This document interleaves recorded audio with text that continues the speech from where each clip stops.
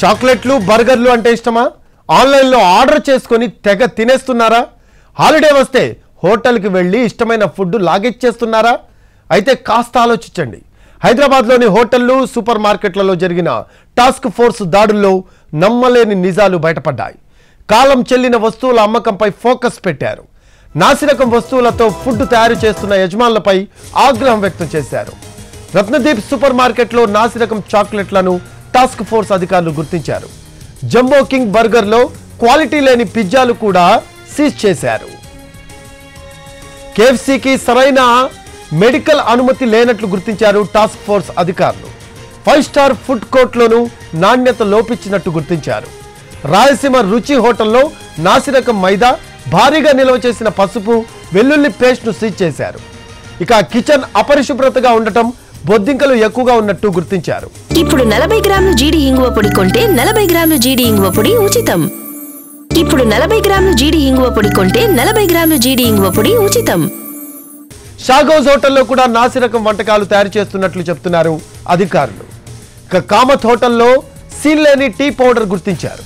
సరైన medical certificate తీసుకోకుండా వంటకాలు తయారు చేయడంపై సీరియస్ అయ్యారు. ఇక సుఖ్సాగర్ రెస్టారెంట్లో కాలం చెల్లిన మష్రూమ్స్ ఉండడంతో సీజ్ చేశారు అధికారులు. గోలీ సోడా అమ్మకాల్లోనూ అవకతవకలు జరిగినట్టు గుర్తించారు టాస్క్ ఫోర్స్ అధికారులు. సరైన అనుమతి లేకుండా గోలీ సోడాలు అమ్ముతున్నట్లు చెప్తున్నారు. దీనికి సంబంధించిన లేటెస్ట్ అప్డేట్స్ అందించడానికి మా correspondent crime input editor Ramesh Vaitla phone లైన్లో అందుబాటులో ఉన్నారు. రమేష్ వైట్ల, చాక్లెట్స్ బర్గర్స్లో మొత్తం కూడా కల్తీవి ఉన్నట్టు ఫుడ్ సేఫ్టీ అధికారులు గుర్తించినట్టు మనకు సమాచారం అందుతోంది. దీనికి సంబంధించి లేటెస్ట్ అప్డేట్స్ ఏంటి రమేష్ వైట్ల? హైదరాబాద్ నగరంలో గత వారం రోజుల నుంచి ఫుడ్ సేఫ్టీ అధికారులు విస్తృతంగా తనిఖీలు చేస్తున్నారు. వాళ్ళు హోటల్స్ కావచ్చు, అటు పిజ్జా హౌసెస్ కావచ్చు, లేకుంటే బర్గర్ తయారీ కేంద్రాలు కావచ్చు, ప్రముఖ హోటల్స్ కావచ్చు, స్టార్ హోటల్స్ కావచ్చు, లేకుంటే కేఎఫ్సీ లాంటి హోటల్స్ కావచ్చు, వీటన్నిటి మీద కూడా గత వారం రోజుల్లో ఫుడ్ సేఫ్టీ అధికారులు విస్తృతంగా తనిఖీలు చేస్తున్నారు.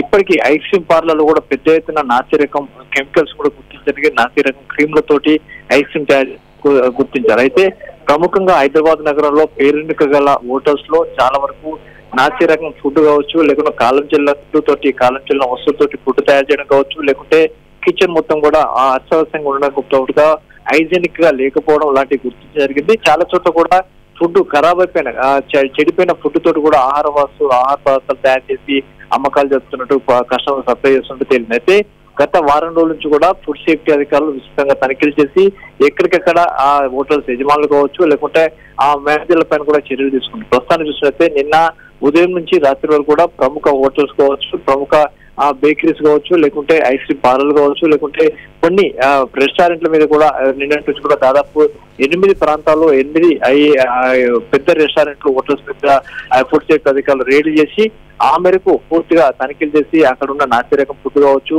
లేకుంటే హైజీనికల్ లేని కిచెన్స్ కావచ్చు, లేకుంటే కాలం చెల్లిన వస్తువులు కావచ్చు, లేకుంటే ఇలాంటి ప్రతి ఒక్కదాన్ని కూడా అధికారులు గుర్తించి అందుకు ఆ యజమానులపైన కేసులు నమోదు చేస్తున్నట్లు అధికారులు చెప్తున్నారు. Thanks for updates Ramesh Vaitla. Right, అది కాలం చెల్లిన వస్తువుల అమ్మకంపై ఫోకస్ పెట్టారు ఫుడ్ సేఫ్టీ అధికారులు. నాసిరకం వస్తువులతో ఫుడ్ తయారు చేస్తున్న యజమానులపై ఆగ్రహం వ్యక్తం చేశారు.